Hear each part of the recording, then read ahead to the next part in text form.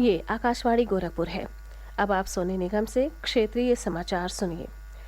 मुख्यमंत्री योगी आदित्यनाथ ने विभिन्न देशों में पिछले एक सप्ताह के दौरान कोविड के मामलों में बढ़ोतरी का संज्ञान लेते हुए आज लखनऊ में उच्चाधिकारियों के साथ राज्य में कोविड की स्थिति की समीक्षा की।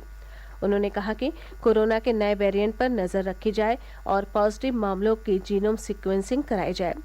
मुख्यमंत्री ने लोगों से मास्क लगाने और भीड़भाड़ वाले स्थानों पर जाने से बचने की अपील की है। प्रदेश में इस समय कोरोना के सक्रिय मामलों की संख्या 62 है। पिछले 24 घंटों के दौरान 27,208 कोविड नमूनों की जांच की गई, जिसमें एक भी नए मरीज की पुष्टि नहीं हुई।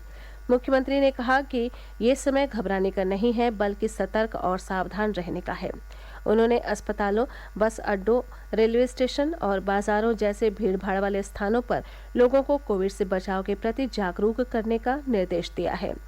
मुख्यमंत्री ने कहा कि प्रधानमंत्री नरेंद्र मोदी के मार्गदर्शन में कोविड से बचाव में ट्रेस, टेस्ट, ट्रीट और टीका की रणनीति सफल हुई है।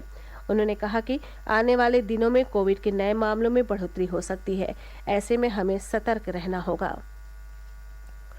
मुख्यमंत्री ने चिकित्सा, शिक्षा और स्वास्थ्य विभाग को बेहतर समन्वय के साथ तैयारी करने का निर्देश दिया है। उन्होंने कहा कि राज्य स्तरीय स्वास्थ्य सलाहकार समिति के परामर्श के अनुसार आगे की नीति तय की जाएगी। मुख्यमंत्री ने अधिकारियों को केंद्रीय स्वास्थ्य मंत्रालय के साथ लगातार संवाद बनाए रखने का भी निर्देश दिया है। श्री योगी ने कहा कि एहतियात के तौर पर राज्य में कोविड नमूनों की जांच बढ़ाई जाए।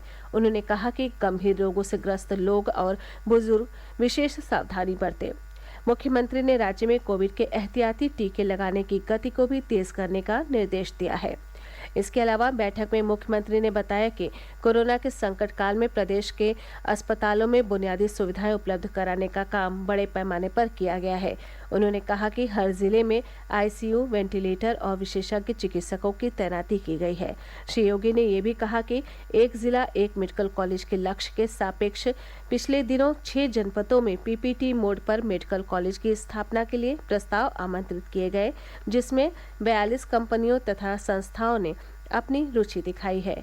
मुख्यमंत्री ने योग्य और समर्थ कंपनी अथवा संस्था का चयन कर मेडिकल कॉलेज निर्माण की प्रक्रिया जल्द शुरू करने का निर्देश दिया है। केंद्रीय स्वास्थ्य एवं परिवार कल्याण मंत्री मनसुख मांडविया ने कहा है कि देश कोरोना की किसी भी स्थिति से निपटने को तैयार है। स्वास्थ्य मंत्रालय ने राज्यों और केंद्र शासित प्रदेशों से कोविड नमूनों की आनुवांशिक अनुक्रमण तेज करने को कहा है।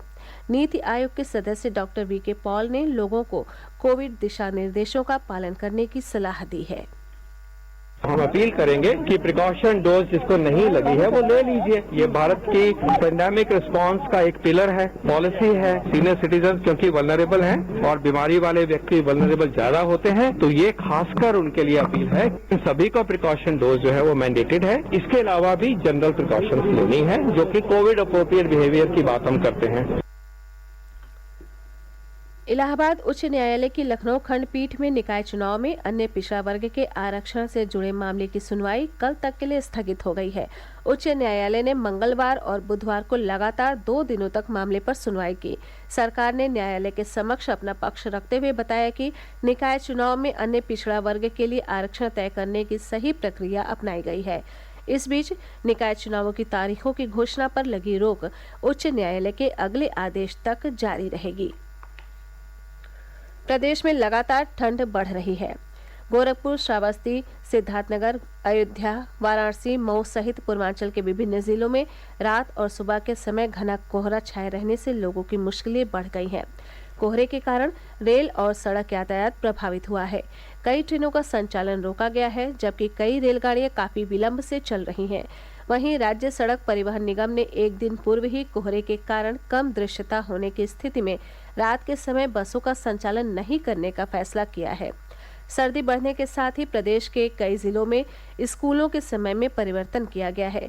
आजमगढ़ में कक्षा 1 से 8 तक के सभी विद्यालयों में कल अवकाश घोषित किया गया है। वाराणसी, अयोध्या, संत कबीरनगर, लखीमपुर खीरी और मऊ जनपदों में कक्षा 1 से कक्षा 8 तक के विद्यालयों के खुलने का समय बदलकर सुबह 10 बजे कर दिया गया है। इसी के साथ ये समाचार बुलेटिन समाप्त हुआ। नमस्कार।